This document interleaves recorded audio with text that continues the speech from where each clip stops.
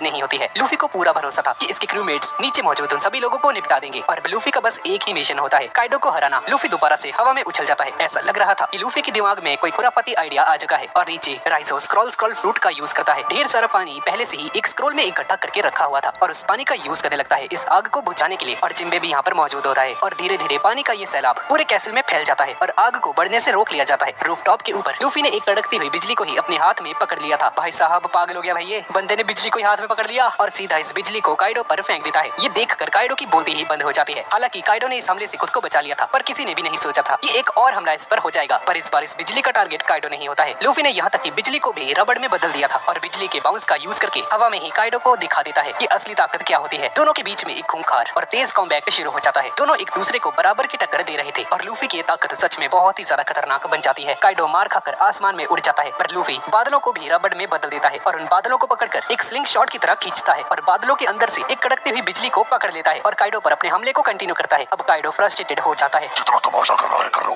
और सिर्फ अपने डेविल फ्रूट की ताकत के दम पर तुम इस दुनिया को नहीं जीत सकते। और काइडो आगे कहता है कि रॉजर के पास कोई डेविल फ्रूट की ताकत नहीं थी, पर उसकी हाकी बहुत ही ज्यादा खतरनाक थी और एक खतरनाक हाकी वाला इंसान ही इस दुनिया पर राज कर सकता है।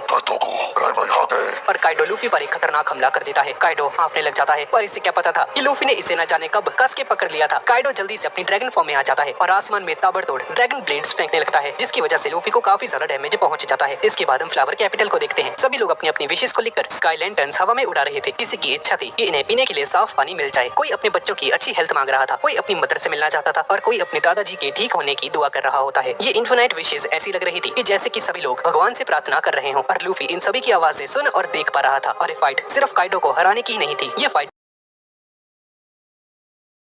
पूरे ओनिकाशिमा को वापस रिस्टोर करने के लिए थी, ताकि सभी के चेहरे पर स्माइल वापस आ सके। तभी ड्रम्स ऑफ लिबरेशन की आवाज दोबारा से गूंज उठती है और आसमान से एक बहुत बड़ा मुक्का नीचे आता है, जो कि पूरे ओनिकाशिमा से भी ज्यादा बड़ा था। और अब काइडो भी अपनी मौत को अपने सामने देख पाता है। इतने ज्यादा बड़े और खतरनाक मुक्के को देखकर काइडो एक विशाल फायर ड्रैगन में बदल जाता है। ये काइडो की सबसे ज्यादा खतरनाक फॉर्म होती है, फ्लेमिंग ड्रैगन। इसकी बॉडी का टेम्परेचर किसी लावा के जैसा हो जाता है और इसके हल्के से टच करने से ही ओनिकाशिमा का एक हिस्सा पिघल जाता है। इतनी ज्यादा भयंकर हीट के सामने से जाना बेवकूफी होगी, पर अब लूफी रियू का मास्टर बन चुका था और दोनों दोबारा से एक दूसरे के सामने तेजी से आगे बढ़ते हैं। दोनों के बीच में बहुत ही ज्यादा खतरनाक क्लैश हो जाता है, पर काइडो के मरने से पहले है और काइडो को अपनी मौत का एहसास होने लगा था, क्योंकि इस वक्त इसके दिमाग में बस अपने पास्ट की मेमोरीज चल रही होती हैं। तभी मोमो ओनिकाशिमा को दूर कर देता है, जिसके बाद लूफी काइडो के ऊपर अपने सबसे ज्यादा खतरनाक हमले बजरंग गन से हमला करता है। बजरंग दल नहीं है गाइस, बजरंग गन है। और काइडो सीधा लावा में जाकर गिर जाता है, ठीक उसी तरह जैसे ओजुकी उडेन खोलते हुए तेल में